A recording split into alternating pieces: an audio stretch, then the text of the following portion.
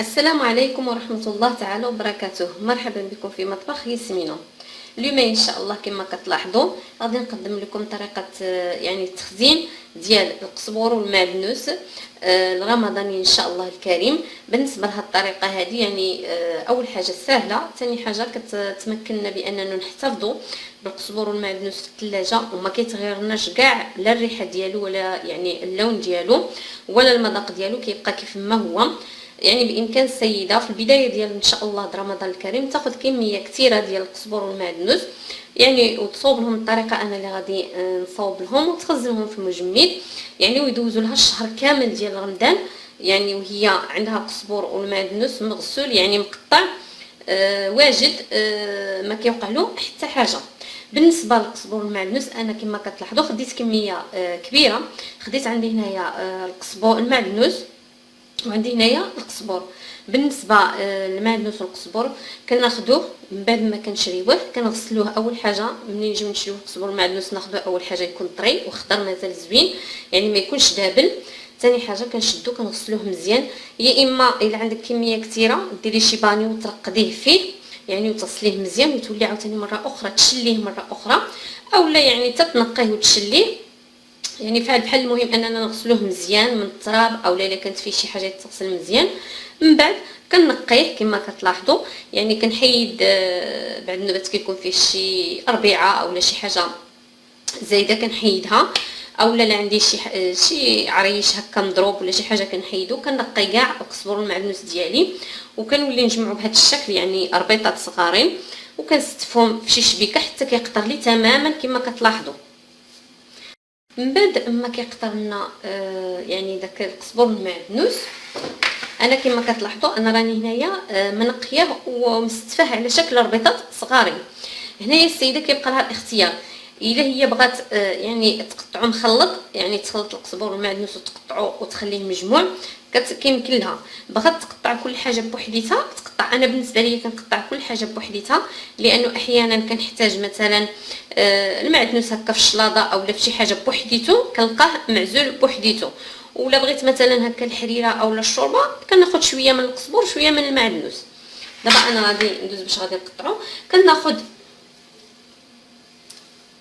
كما كتلاحظوا الربيطه ديالي ديال يعني ديال المعدنوس. نبدا بالمعدنوس كما كتلاحظوا كناخذ الربطه ديال المعدنوس. انا راني سبق لي قطعت منه واحد شويه كنولي نقطع منه هاد يعني هاد التالي ديالو اللي كيكون شي شويه قاصح بهذا الشكل كنحيدو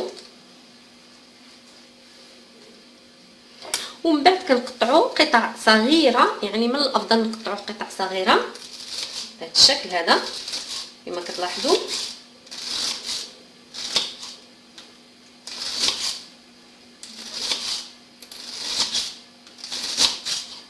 انا غادي نستمر بهذا الشكل حتى كنقطع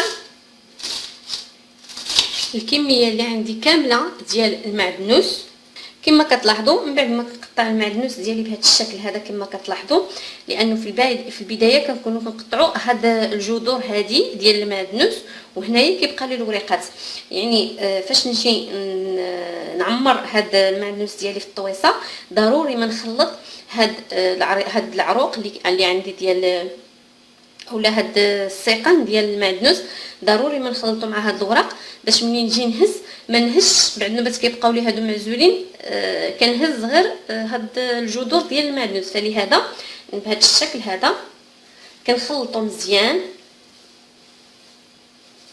كنخلط داك الجذور ديال المعدنوس مع الوريقات ديالو باش كيتخلط لي باش منين يتجمد لي ونجي نهز كيتهز لي كلشي بهذا الشكل هذا كما كتلاحظوا. غادي ناخذ يعني هاد الطاسه هذه اللي خاصين كيكون عندنا خاصين ديال المجمد كندير فيها هاد المعدنوس ديالي بهذا الشكل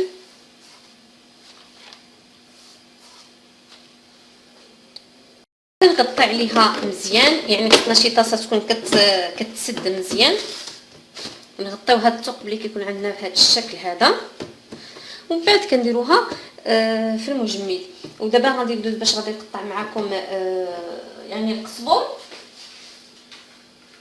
بالنسبه للقزبر نفس الشيء كما صوبت يعني المعدنوس.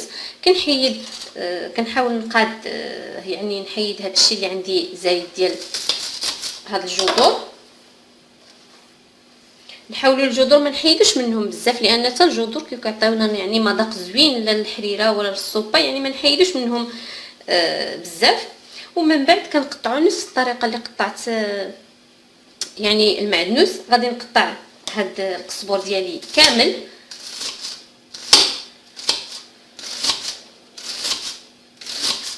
نحاول انني نقطعو رقيق شويه. نفس الشيء من بعد ما قطعت يعني هاد القزبر ديالي. بالنسبه للقزبر راني كنقطعو قبيطه بقبيطه، يعني ما نجمعش كامل ونقطعو لانه غادي يعذبك، قطعيه غير بقبيطه قبيطه. نفس الشيء عاوتاني كناخذ هاد الجذور اولا الساقن ديال القزبر كنخلطهم مع الوراق بهذا الشكل هذا باش يجيني كله مخلط، ما يجيوليش الساقن بوحديتهم والوريقات بوحدهم بهذا الشكل. وغادي ندير هاد القزبر ديالي في العلبه.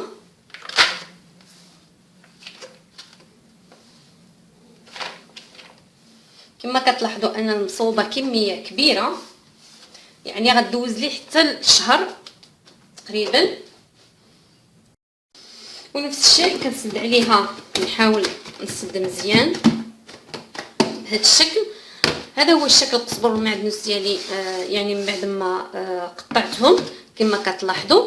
غير هو بالنسبه نصيحه بالنسبه للسيدات، اول حاجه القزبر والمعدنوس من بعد ما نغسلوه مزيان نخليوه يقطر. ثاني حاجه نديروه في طاسات يكونوا محكمين الاغلاق، يعني ما يكونوش كيتنفسوا باش ما يضيعناش داك الريحه ديال القزبر والمعدنوس، يعني ما تضيعش. ثالث حاجه ملي نديروه في المجمد ونبغيو اننا نجبدو ناخذ منه القليل، يعني نجبد الطاسه ديالي ناخذ منها القليل وبسرعه نردها للمجمد لانه دابا الحال سخون. والحاجه الا خليناها في المطبخ دغيا دغيا كتسطلق. والقزبر والمعدنوس الا مشى كان متلج وتسطلق لنا كتضيع لنا داك الريحه ديالو، يعني ناخذ القياس نخدمو نطيب به والباقي نردو للثلاجه، يعني ماشي تسطلق لي ونولي عاوتاني نردو للثلاجه، لا هكاك راه غادي يضيع لي. نحاول ما امكن ناخذ القياس اللي خاصني ونرد بسرعه العلب ديالي المجمد بهذه الطريقه هذه. اول حاجه كتنقص لك شويه ديال التماره في رمضان لانه كتعرفين حنا كتكون شويه يعني تماره على حسب خصنا نوجدوا شهيوات وهذا، يعني بهذه الطريقه هذه كنخفضوا علينا شويه ديال التماره. ثاني حاجه بالنسبه للقزبر والمعدنوس بهذه الطريقه هذه يعني كيبقى لنا كيف ما هو، يعني بحال اللي شريتيه وقطعتيه داك الساعه بحال اللي عندك في المجمد، يعني غتبعي النصائح هو غادي يبقى لك القزبر والمعدنوس. يعني اول حاجه كيحافظ لنا على الريحه ديالو كما شريتيه كيبقى.